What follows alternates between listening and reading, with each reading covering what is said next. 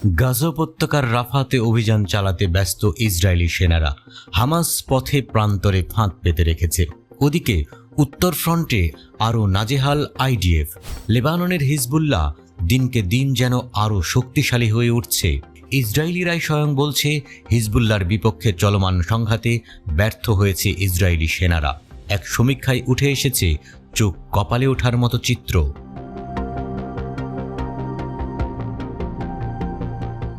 একটি ইসরায়েলি সমীক্ষায় দেখা গেছে যে উত্তরাঞ্চলীয় অবৈধ বসতি স্থাপনকারীরা ইসরায়েলের অবহেলার শিকার।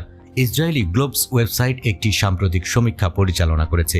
এই সমীক্ষায় অংশ নেয় ৩৪০ জন অবৈধ বসতি স্থাপনকারী, যারা অধিকৃত উত্তর থেকে পালিয়ে যেতে বাধ্য হয়েছে।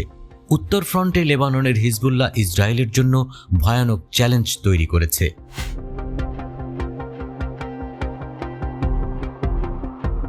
ওয়েবসাইট অনুসারে বসতি স্থাপনকারীরা সাধারণ জীবনে ফিরে যাওয়ার জন্য লড়াই করার কথা জানিয়েছে।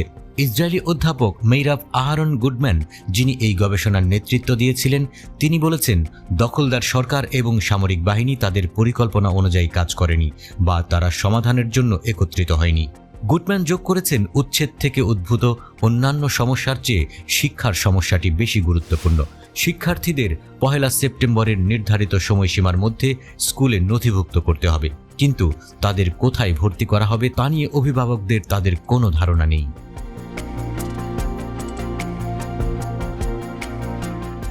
সমীক্ষায় দেখা গেছে অবৈধ বসতি স্থাপনকারীদের ১/৩ বেশি নিরাপত্তা ব্যবস্থা নিয়ে উদ্বিগ্ন এবং তারা তাদের সন্তানদের উত্তরে জিম্মি জীবনে ফিরিয়ে নিতে চায় না। একটি অতিরিক্ত অনুসন্ধানে জানা গেছে এই বসতি স্থাপনকারীরা সরিয়ে নেওয়ার আদেশে অবাক হয়েছিলেন। ৭৭% বসতি স্থাপনকারী কখনোই আশা করেননি যে তাদের বাড়ি ছেড়ে যেতে হবে এবং ৯১% আশা করেননি যে উচ্ছেদ ৩ মাসের বেশি স্থায়ী হবে। ৩৬% উত্তরদাতা প্রকাশ করেছেন তারা বর্তমানে বেকার ছিলেন। ৩৪% বাড়ি থেকে কাজ করার কথা জানিয়েছেন।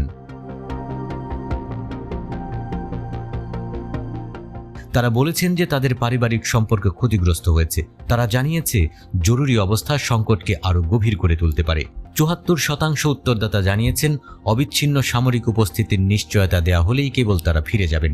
সেক্ষেত্রে হিজবুল্লাহকে সীমান্ত থেকে অনেক দূরে ঠেলে দিতে হবে। ৫৫% বিশ্বাস করে শুধুমাত্র একটি পূর্ণমাত্রার যুদ্ধ পরিস্থিতি পরিবর্তন করতে পারে।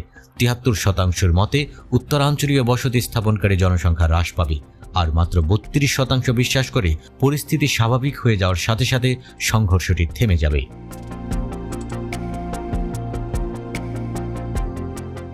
আহরন গুডম্যানের মতে একটি বিস্তৃত এবং সামগ্রিক অপারেশন কয়েক মাস আগেই পরিকল্পনা করা উচিত ছিল, তাহলেই কেবল বসতি স্থাপনকারীরা অধিকৃত উত্তরে ফিরে আসবে। তবে তিনি জানিয়েছেন ইসরায়েলি সেনাবাহিনীর পরিকল্পনা ব্যর্থ হয়েছে।